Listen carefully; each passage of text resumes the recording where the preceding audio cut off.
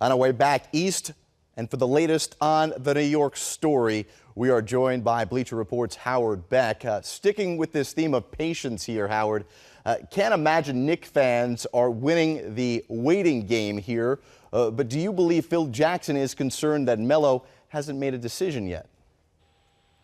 Oh, you know how patient New Yorkers are. I mean, they like to just bide their time and say everything will work out well in the end. Well, we can wait. Look, I don't think that anybody with the Knicks, and maybe even Knicks fans in general, should be too surprised here. Carmelo Anthony's never been a free agent. This was his first chance to go through this process, to be courted by teams and to weigh all of his options. And, there are complicating factors here because obviously you've got the big three in Miami who are simultaneously free agents.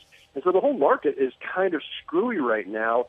And it's just kind of locked everyone in place. So, look, Phil Jackson said it best 6-7 weeks ago, maybe 2 months ago, when he said, I'm paraphrasing, but it was basically, if Carmelo wants to return, if he's back, great, we're in great shape. And if he leaves, great, we're in great shape. And I think his meaning there was simply that this is, a new time for the Knicks with Phil Jackson in charge and now Derek Fisher coaching.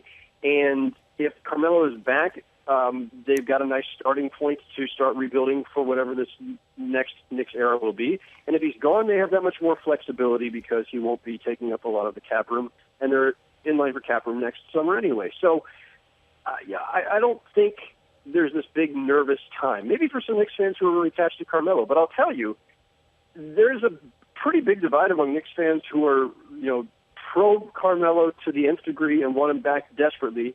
And a lot of Knicks fans who really are ready to see him go, who don't think they can win with him, who don't want to see him get a max salary that would tie up cap room, and who would just like to start over entirely. So I think depending on which Knicks fan you talk to, you'd get a lot of different responses. City divided there with that response. Howard, you've been around this business a long time. You know that you give the media and fans time to think and wait around.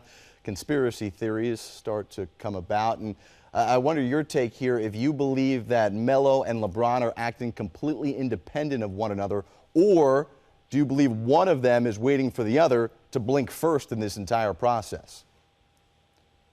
I think there's maybe a 10% chance that those two have conferred or are conferring. I mean, they've probably at least talked at least once during this period, don't you think? There's at least the possibility, if they really wanted to hook up and play together in L.A. or Phoenix, a couple of teams that have enough room to accommodate both of them with a little bit of maneuvering. So it's an interesting concept. I don't think that's very likely to actually coalesce into a plan. I don't think necessarily that either of them are waiting to make the decision because of the other guy, but it's kind of sitting out there. You can't dismiss it entirely because they are good friends, because they would like to play together. There's only a couple of places that could happen. I mean, in Miami, that's the ultimate conspiracy theory. In Miami, it requires basically kicking somebody to the curb. It's basically saying, hey, Chris Bosh, get lost. Or, hey, Dwayne Wade, who's been with us since, for your entire career, take off so we can replace you with Carmelo. I mean, I don't see that happening in Miami. LeBron decided that Miami just couldn't pull it all together, and there was no hope left there for championship runs, and he wanted to leave, and he wanted Carmelo with him. They could link up in Phoenix or in L.A. But I still think that's a pretty far-fetched scenario. And so, no, I expect those two guys will be wearing different jerseys from each other when all is said and done on opening night. Howard, thanks so much, man. We appreciate it.